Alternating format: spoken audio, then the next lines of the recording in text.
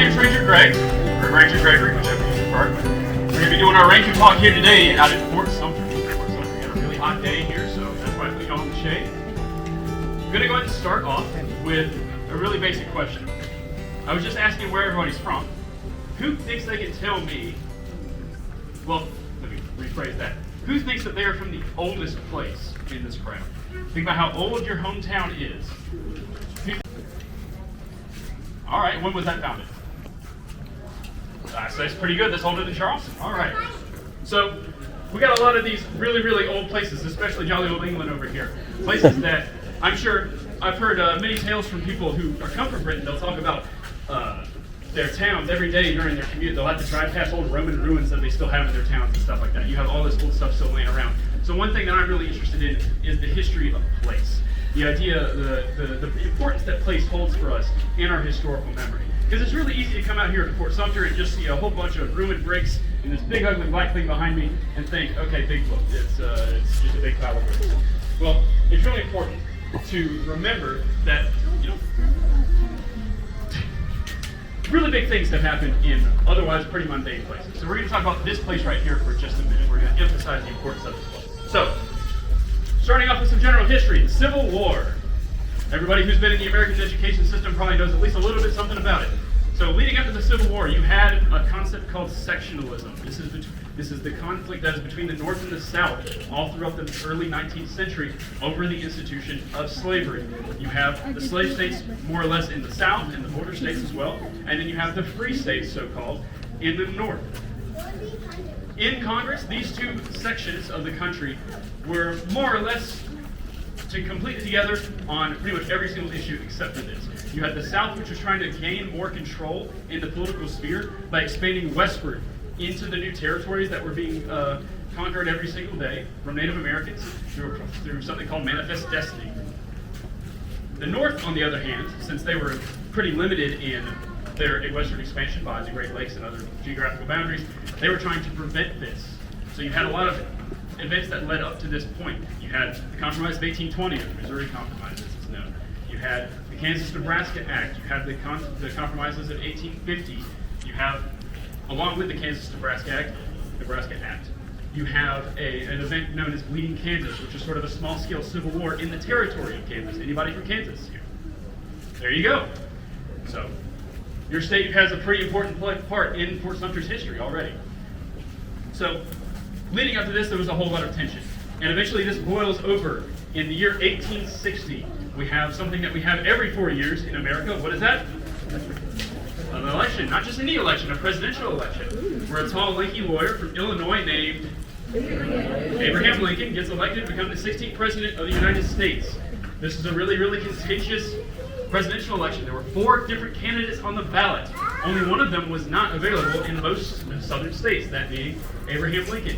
He still won with 59% of the popular vote.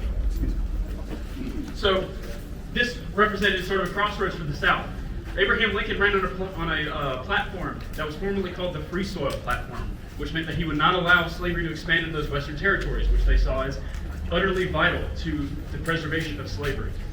He swore up and down all throughout his campaign that he was not going to affect it where it remained, but Southern leaders, that planting class, those politicians, were very paranoid about what could come after that. They thought it was a stepping stone to the eventual abolition, the forceful abolition of slavery.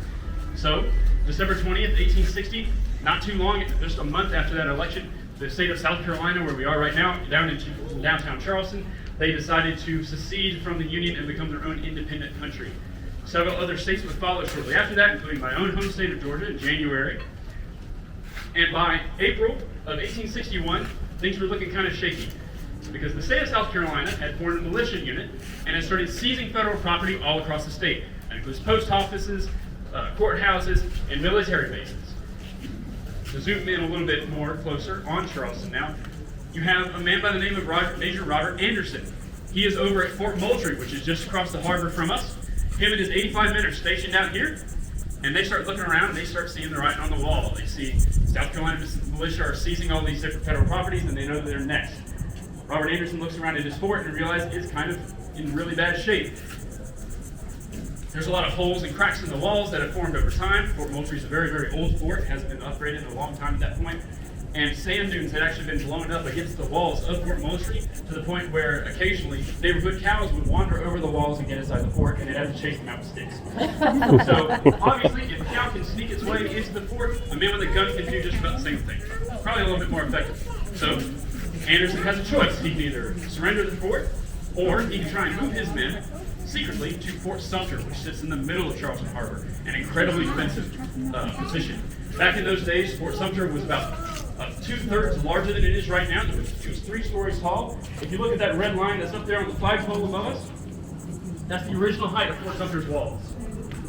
So this was a pretty formidable sight. You can see it all the way from downtown Charleston. So December 26th, less than a week after secession, Major Robert Anderson, in the middle of the night, tells his men to gather all the things and to move out here to Fort Sumter. By the next morning, Charlestonians sitting on the battery downtown can see a massive American flag flying from a flagpole in the center of the fort. Not that one, but we'll talk about that later. So obviously, they don't like this very much, the Charlestonians. So they start sending messages back and forth. A man by the name of PGT Beauregard is talking to Major Anderson. He's sort of the leader of the South Carolina militia in Charleston.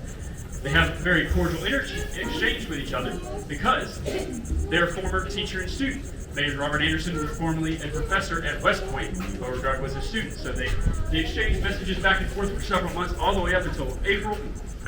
And when supplies are already running low for the Union, Beauregard essentially tells him, all right, that's enough. You have to leave now. This is our fort. You need to get out. Major Robert Anderson replies with a now famous line, gentlemen, you have your orders and I have mine.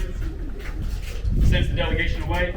Later on that night, April 12th, 4:30 in the morning, a single shot, mortar shot, fires off from Fort Johnson, which is on this side of the harbor, rises up over the fort, explodes like a massive firework, and that lets the 3 other positions, the 3 other Confederate positions around the harbor to start firing on Fort Sumter.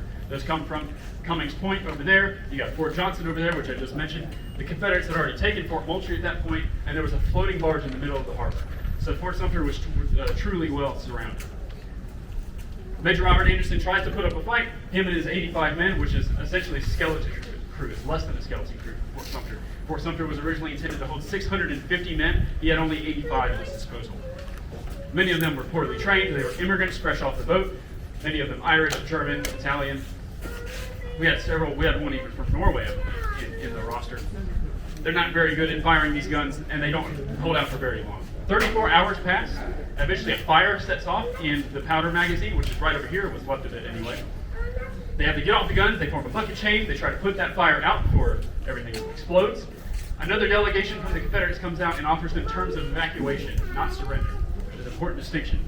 Evacuation means that they are not going to be prisoners of war. They can take all of their things with them except for the guns. And that's most important to Anderson, that they are allowed to do a 100-gun salute to the U.S. flag before they lower it over the fort. Now, it's an unfortunate fact of history that our first casualties actually don't happen during the battle, during the initial bombardment of Fort Sumter. Everyone survives, only minor injuries. The first casualties actually happened during that 100-gun salute. So on the 47th shot, 2 men who are working a cannon are supposed to fire off that next shot. Their powder bag explodes prematurely. Daniel Howe, a private from Ireland, he's an immigrant from Ireland, is killed instantly. Edward Galway is wounded and dies 5 days later from his wounds in downtown Charleston. So those are the first casualties of the Civil War in the original complete accident. They end up shortening it to 50 shots. They take down the American flag, and a ship that had been sent down to resupply them with food ends up being their ticket home back to New York City, where they're welcomed back with a hero's parade, a hero's welcome, essentially. Over the course of the next 3 years or so, 4 years, excuse me, 700,000 other men would follow Edward Galway and Private Daniel Howe to their deaths. And it's important for us to remember that the Civil War started right here at Fort Sumter, and that the cause of the Civil War, that being the institution of slavery and the decision on what's going to happen to it, marks can still be seen not only all over the United States, but even right here in this place, as I've been mentioning before.